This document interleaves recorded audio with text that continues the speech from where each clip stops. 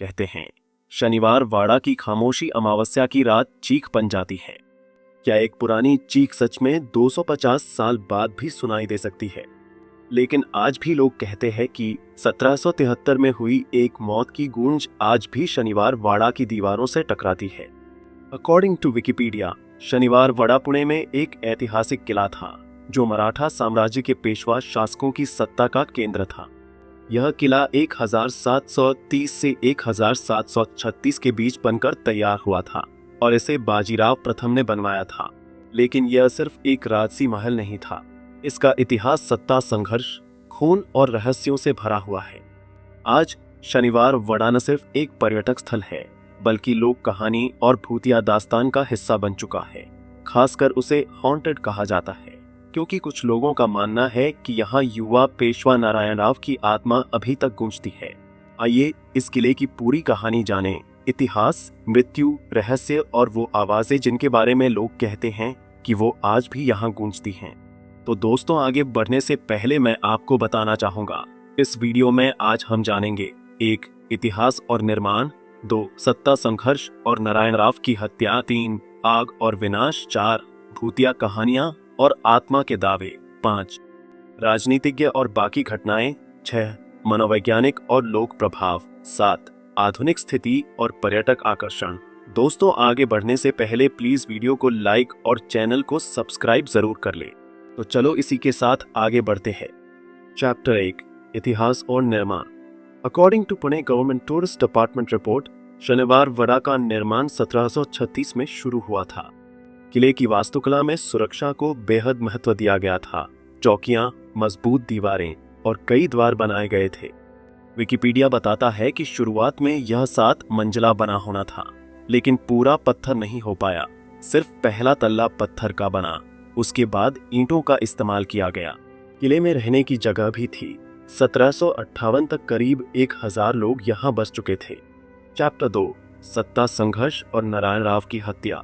According to Wikipedia, assassination of Narayan Rao, 30 अगस्त 1773 को नारायण राव, जो उस वक्त सिर्फ 18 साल के पेशवा थे, उनकी हत्या कर दी गई। इस हत्या की साजिश उनके चाचा रघुनाथ राव और चाची आनंदीबाई ने रची थी। एक प्रसिद्ध कहानी के मुताबिक उनके चाचा जी ने गार्ड को पत्र भेजा था जिसमें लिखा था, नारायण राव ला धरा, नारायण राव को पकड़ो। लेकिन आनंदीबाई ने एक अक्षर बदलकर उसे नारायण राव ला मारा, नारायण राव को मारो बना दिया। जब गार्ड्स नारायण राव के कमरे में आए तो उन्होंने नौजवान पेशवा को पकड़ने की बजाय मार डाला। कहा जाता है कि उन्होंने चीखते हुए चाचा की ओर दौड़ते हुए कहा, काका माला वाचवा, काका मुझे बचाओ। विकिपीडिया कहता है कि नारायण राव की हत्या के बाद उनकी शिकायत और क्रूरता को देखकर लोगों में बहुत आक्रोश था। बाद में रामशास्त्री प्रभु ने, जो उस समय मुठभेड़ न्यायाधीश थे, इस हत्या की जांच की। उन्हें न्यायप्रियता के लिए याद किया जाता है। यह हत्या केवल एक राजनैतिक चाल ही नहीं थी, इसे एक त्रासदी माना गया और किले में इस घटना का भावनात्मक असर आज तक लोगों की कहानियों में नजर आता है। चैप्टर 3, आग और विनाश। अकॉर्डिंग टू विकिपीडिया, 27 फरवरी 1828 को शनिवार वाड़ा में एक भयंकर आग लग गई। यह आग 7 दिनों तक जलती रही। विद्ध स्रोतों के मुताबिक इस आग ने महलों की लकड़ी और अंदरूनी संरचनाओं को पूरी तरह नष्ट कर दिया। आज जो बचा है वह केवल मजबूत ग्रेनाइट की दीवारें, टीक के द्वार और नींव के खंड हैं। कुछ लोग मानते हैं कि इस आग ने न केवल भौतिक संरचनाओं को नष्ट किया, बल्कि किले के अंदर रहने वालों की आत्माओं को भी छेड़ दिया। चैप्टर 4, भूतिया कहानियां और आत्मा के दावे। अकॉर्डिंग टू विकिपीडिया, बहुत से लोग दावा करते हैं कि नारायण राव की आत्मा अभी भी वहां मंडराती है। लोक कथाओं के मुताबिक पूर्णिमा फुल मून की रातों में काका माला वाचवा, काका मुझे बचाओ की आवाज सुनाई देती है। ट्रिबो ब्लॉग में कहा गया है कि कुछ गार्ड्स और पर्यटक पुराने पैरों की आवाज, महल के कोनों में फुसफुसाहट और कभी कभी साया जैसा कुछ देखते हैं। टाइम्स ऑफ इंडिया की रिपोर्ट में यह भी बताया गया है कि लोग चांदनी रातों में किले के आसपास नहीं जाना पसंद करते। उन्हें डर होता है कि आत्माएं सक्रिय हो सकती हैं। कुछ पैरानॉर्मल चेजर्स और इतिहासकार मानते हैं कि ये कहानी केवल डर की नहीं, बल्कि पावर स्ट्रगल और हत्या की यादों का प्रतीक है, और ये कहानियां किले की दीवारों में आज भी जीवित हैं। चैप्टर 5, राजनीतिज्ञ और बाकी घटनाएं। शनिवार वड़ा सिर्फ एक महल नहीं था, यहाँ राजनीति के कई बड़े घटनाक्रम हुए।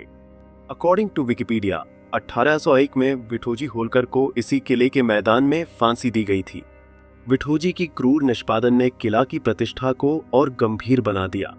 इसके बाद पेशवा सत्ता में उतार चढ़ाव हुआ और ब्रिटिश ईस्ट इंडिया कंपनी ने 1818 में यह किला अधिग्रहित किया।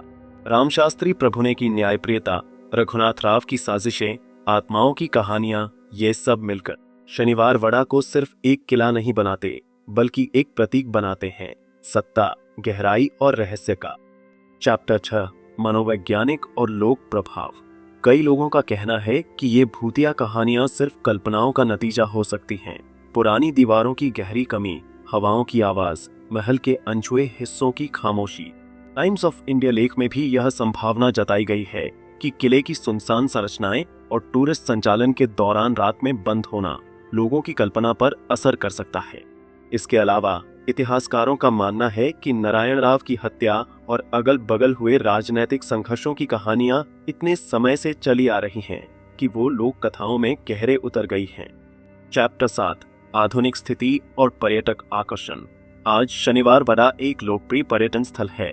पुणे सरकार और अन्य हेरिटेज ऑर्गेनाइजेशंस इसे संरक्षित कर रही हैं। हर शाम यहाँ लाइट एंड साउंड शो होता है, जिसमें पेशवा काल की कहानियां, महल के इतिहास और उसकी पतन की बातें दिखाई जाती हैं। हालांकि टाइम्स ऑफ इंडिया रिपोर्ट करती है कि बहुत से लोग रात में किले के आसपास नहीं जाते, क्योंकि लोक विश्वास आज भी इस जगह को भूतिया होने का दर्जा देता है। दोस्तों, आशा करता हूं कि यहाँ तक आपको ये कहानी इंटरेस्टेड लगी होगी। इसी के साथ हम आगे बढ़ते हैं इस वीडियो के लास्ट पॉइंट पर, यानी कंक्लूजन एंड इमोशनल आउटरो।